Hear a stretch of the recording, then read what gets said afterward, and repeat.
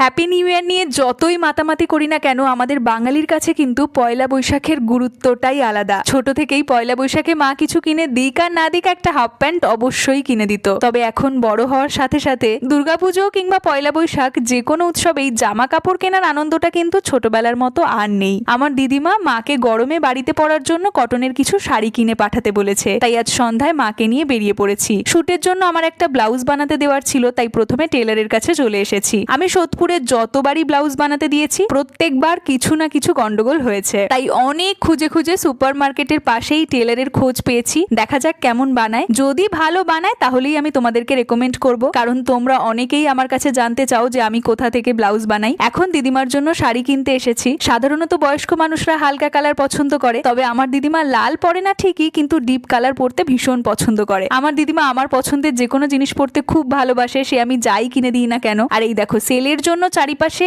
এত মানুষের ভিড় যে একটা দোকান থেকে আরেকটা দোকানে যেতেই অর্ধেক এনার্জি শেষ হয়ে যাচ্ছে। দিদিমার জন্য শাড়ি তো কিনলাম, এবার ম্যাচিং করে দুটো ব্লাউজ কিনতে তনুশ্রীতে চলে এসেছি। সামনেই পিঙ্কির জন্মদিন আসছে, তাই ওর জন্য শপিং করার ইচ্ছে ছিল, কিন্তু এতটাই ভিড় যে আর যেতে ইচ্ছে করলো না। এখন মাকে নিয়ে সবজি বাজার করতে এসেছি। চলো আমরা বাজার করে বাড়ি ফিরি। দেখা হচ্ছে তোমাদের সাথে পরের ব্লগে। বাই।